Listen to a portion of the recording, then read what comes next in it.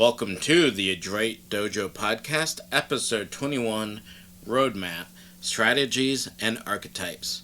I am your host, Ismail. In the previous episodes, you've learned technique, you've learned some tactics.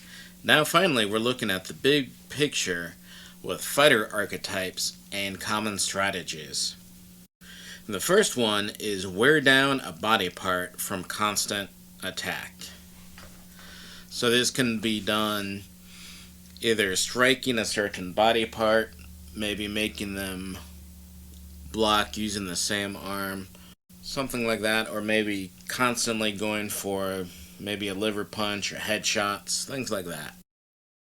So I think the two most common ones are usually going for the body to gas them, going for the midsection of the body, or like punching or kicking a certain limb. There was a fight with, I want to say Matt Hughes versus some Brazilian, where he just kept roundhouse kicking the dude's leg until it was so bad the dude just forfeited. Next is controlling the distance. This is definitely an important one. As an infighter, you gotta get in close and try to keep that close distance. As an outsider, you got to keep that person away and at the range as you want. So controlling the distance is a constant strategy that both fighters will always be pushing for. Next is controlling the pace. Just like distance, you want to have the fight at your pace. So if you are someone who gasses quickly, you want to go at your pace and try to win as quickly as possible. If you're someone who has a good gas tank and wants to win via attrition or the long game, keep the pace slower in your ball game. Number 4 is taking the fight to where they're weak.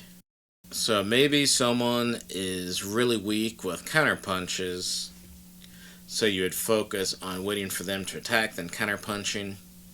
Or maybe they are really weak and have no answer for when you clinch them, so you would constantly take it to the clinch and get to work while they're still struggling to figure out what to do. Or maybe you're a grappler and they're a great striker, so naturally you want to take it to the ground and avoid their dangerous strikes, or vice versa. This is a pretty common one, just like all the others. You'll see it all the time in UFC, One Champion, and other fighting leagues. Next up is gassing them or outlasting them. So this has a lot to do with controlling the pace and distance. And like I mentioned with the pace, gassing them, outlasting them is where you try to get them to burn energy while you're doing your best to sustain energy. And there's various tactics and strategies you can do to attain this. Along with controlling the pace and distance, you can also take them to where they're weak, such as maybe going grappling and getting top control, and then letting them burn themselves out, trying to get out from that. The opposite of that is winning before you gas. And so, using the above tactics and strategies, you basically want to really enforce your pace on them and get the job done before you gas out and then they start getting you. And then number 8 is anger them into mistakes and foolishness. Muhammad Ali was really big into the mind games. He would, antagonize them into making mistakes, or antagonizing them into feeling that their hits weren't good enough, and other things like that. So, a lot of times the fight would start way before they got into the ring. And you see that with the UFC once in a while too. A lot of it is just for publicity, but sometimes they do have some intimidation tactics and other things they go about doing to try to win the mind game. but specifically into angering them into doing stupid things like rushing in only to get countered. Then number 8 is winning the mind game, which covered with number 7. They're pretty similar. Number 7 is basically just a branch of number 8, so you could just combine them really. Next up is the fighter archetypes for strikers.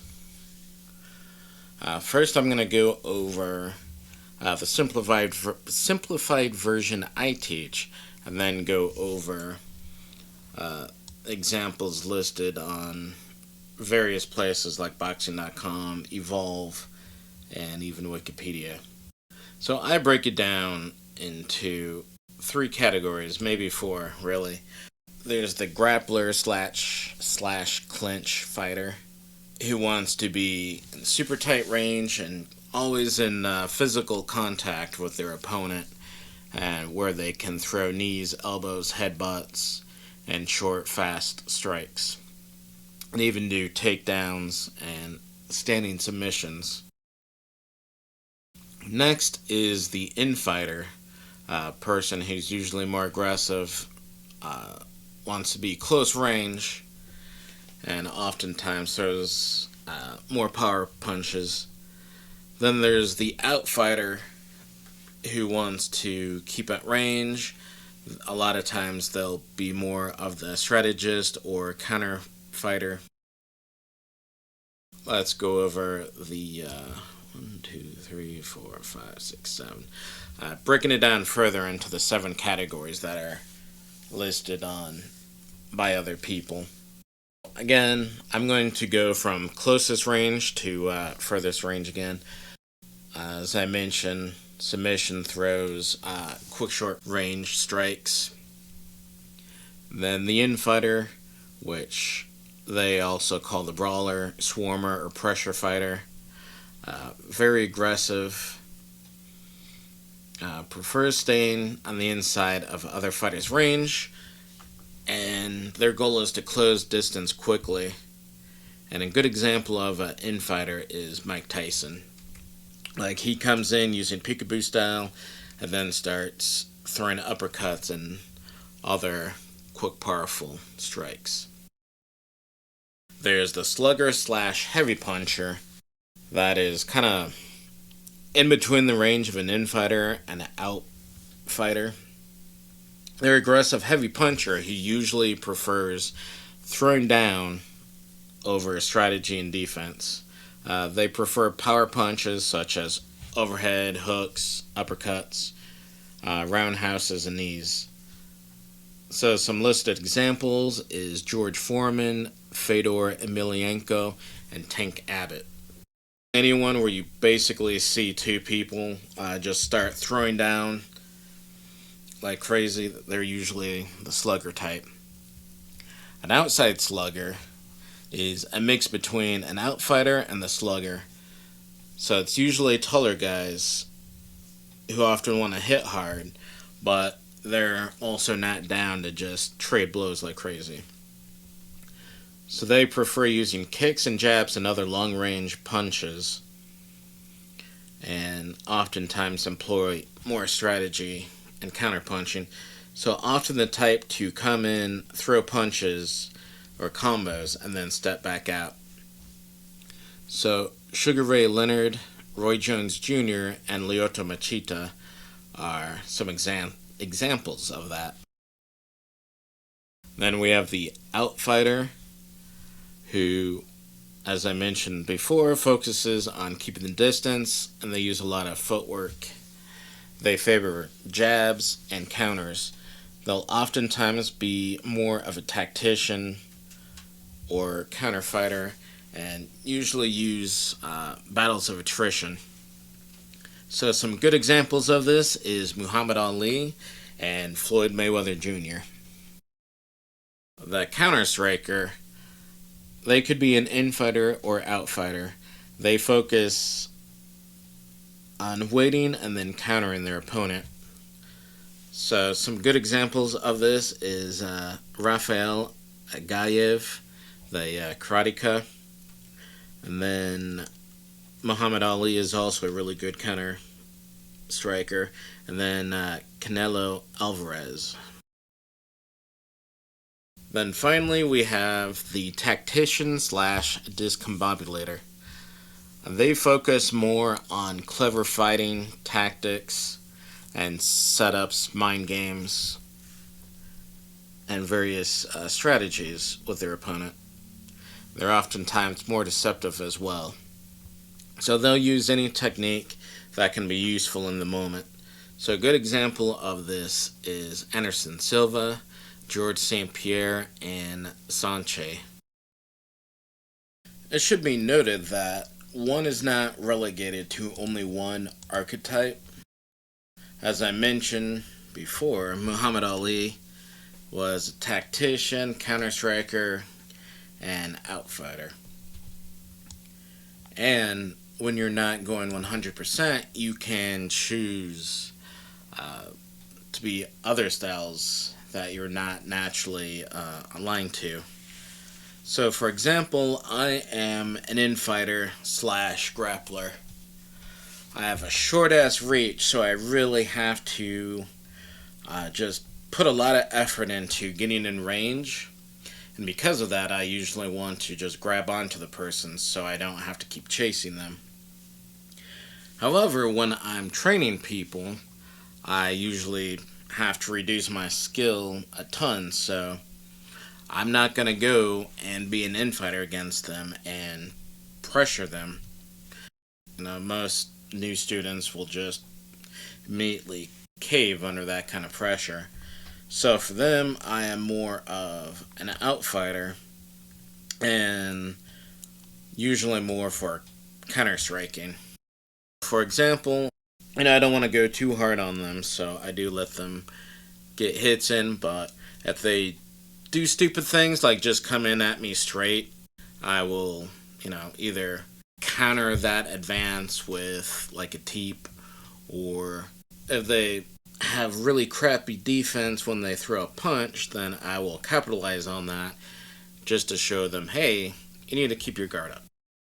So the point is, you can choose various archetypes and strategies. Let's talk about some of the strategies an infighter will use. Definitely they want to control the pace, control the distance. Infighters will usually try to win before they gas.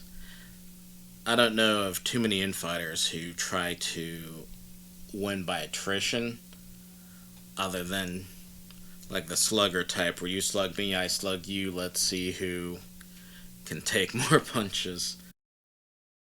Outfighters, some of their more common ones.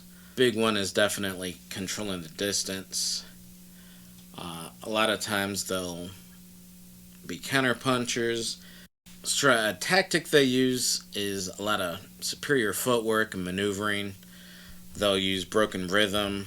They'll oftentimes use fake openings, traps, baiting, luring, drawing, blah, blah, blah, blah. There's too many names for that. To lure you in so they can get good hits in before withdrawing again. And so, of course, with those two major archetypes, the whole goal is to take the fight where you're most comfortable. So infighter up close, outfighter at range. So as you can see, you can use multiple strategies and multiple tactics for your fighting style. Alright, so that covers the strategies and archetypes. So just to recap, we have basically 7 strategies, which is winning the mind game, wearing down an opponent's body part, controlling the distance, controlling the pace, keeping the fight where you're strong / taking the fight where they're weak, gassing them / outlasting them, and then vice versa. That is winning before you gas. And then once again, the 2 major archetypes is infighter, outfighter. Then it breaks down into grappler, brawler, swarmer, pressure fighter. Then there's the slugger / heavy puncher. There's the more agile outside slugger. There's the outfighter / dancer. There's the counterfighter.